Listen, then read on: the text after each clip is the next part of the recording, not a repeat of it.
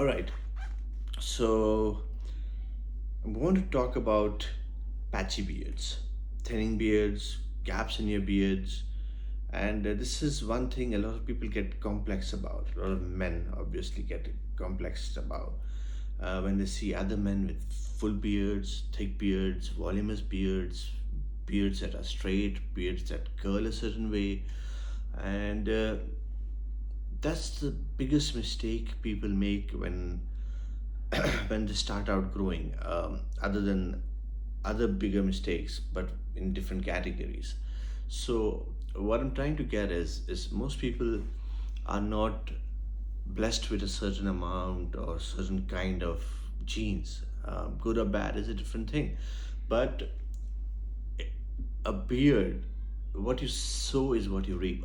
A beard is the culmination of a lot of things, but the foundation stone of any beard is your genetics. Now, you might find a ginger who has obviously ginger hair.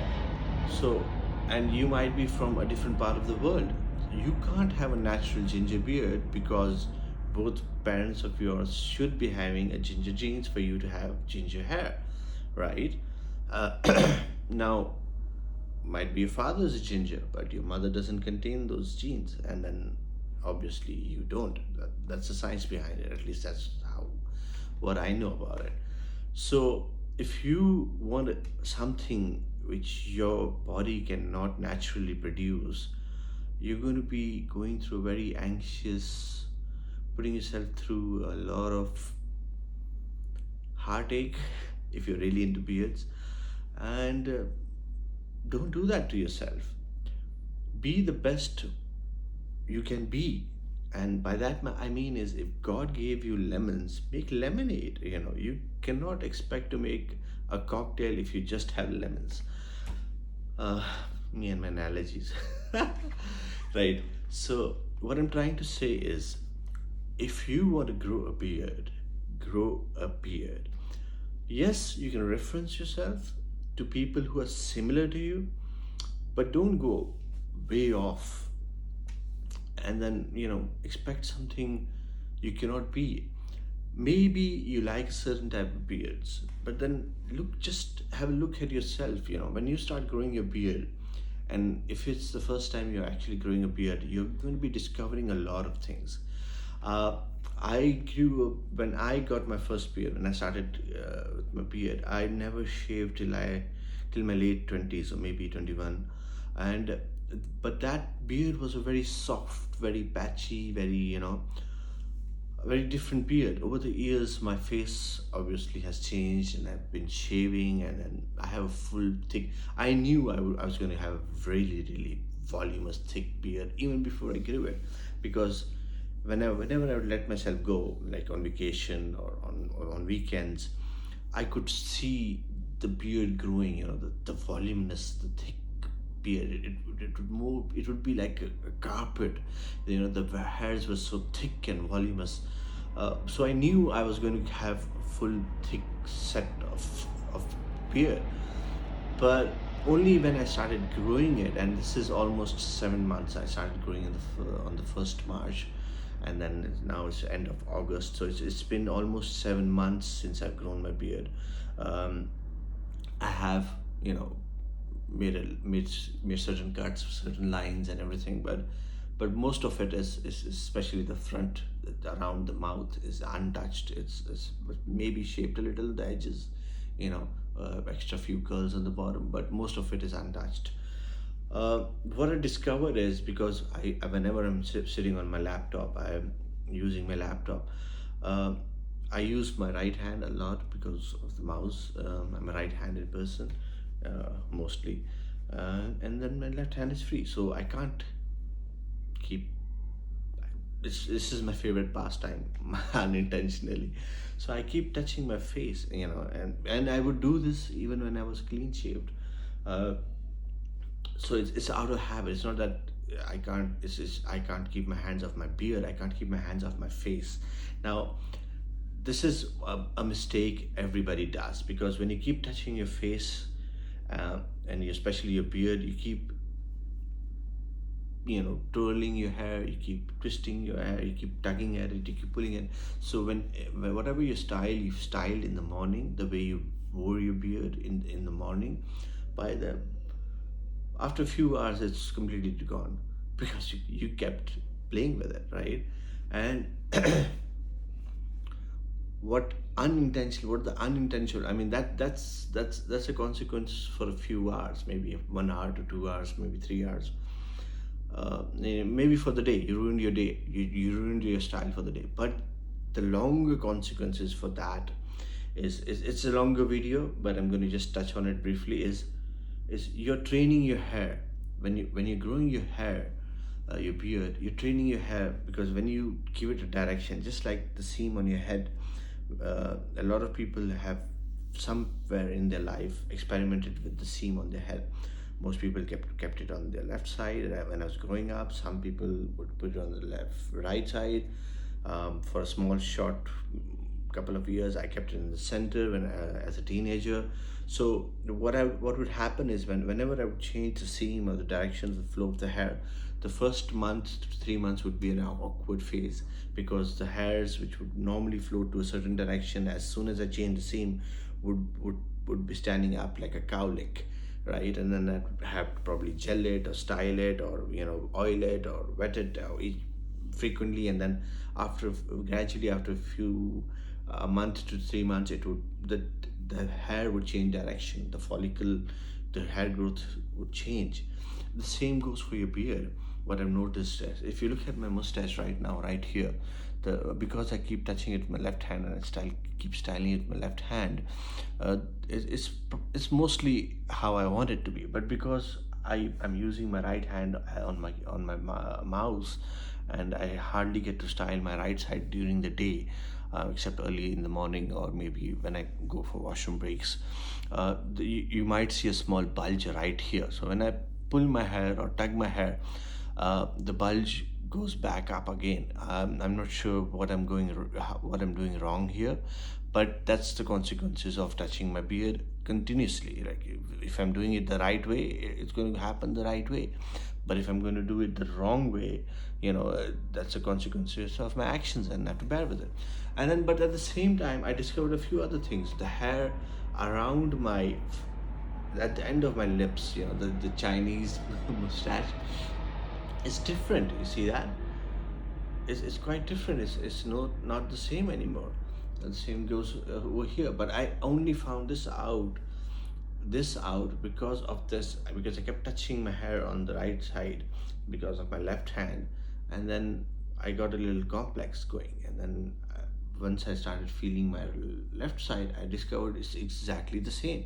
It's just I didn't keep touching my left side so often. The hair just grew naturally in between the other hairs, and it's hardly visible. Nobody notices it. I never noticed it. So, but the hair on the right side is quite visible, and not just visible, quite it's there in my head all the time, because I keep touching it and I feel it each time, and then I have to remind myself, no, this is symmetrical.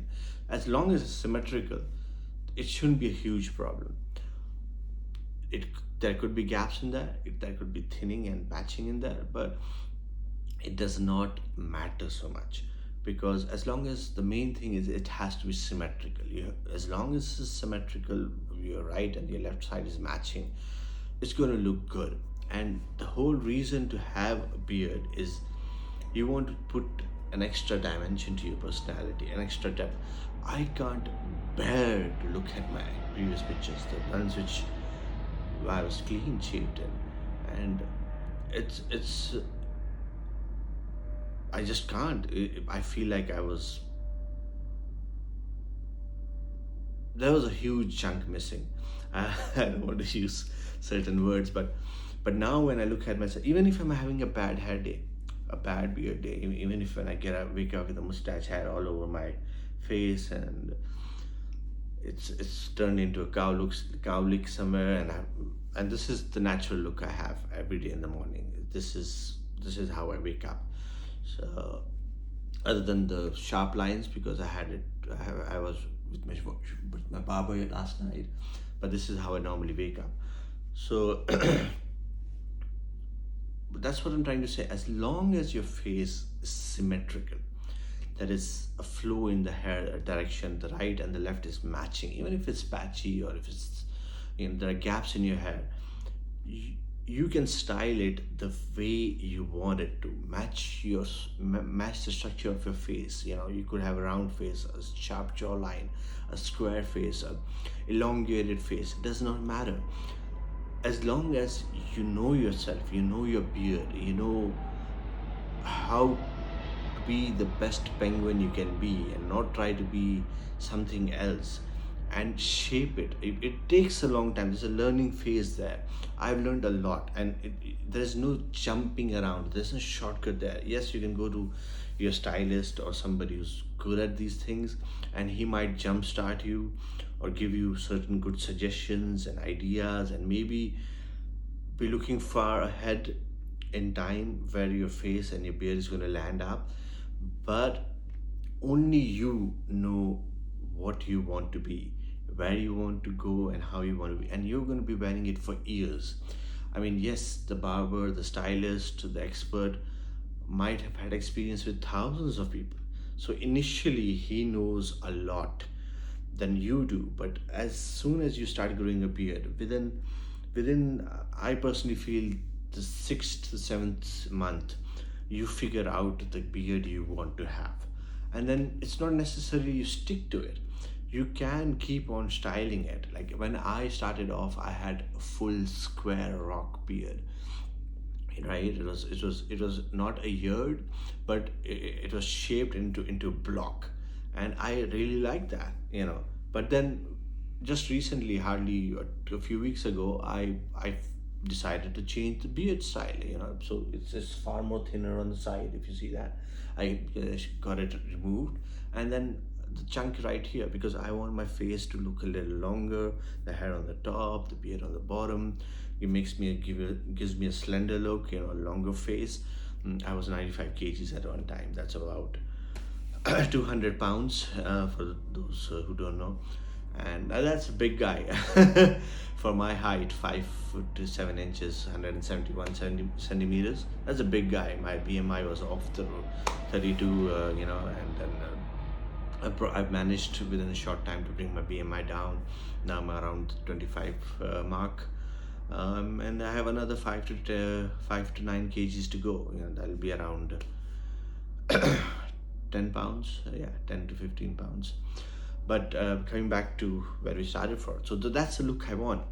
Now that's another point I want to make, is a beard itself will give you another dimension, but you don't want to be heavily focused on just your beard. You need to focus on your personality, the way you dress, the way you address people, and your social skills, your head hair, the way you hair, it's your hair complementing your beard, it's your personality complementing your beard. I mean, if you could be wearing a Van Dyke, you could be carrying a hipster look, but the look, is it complementing your personality, your outlook? Is it adding another dimension to you as a personality? These things matter a lot. I mean, just one thing itself is going to be just like a clutch. Is going to come through. People can see.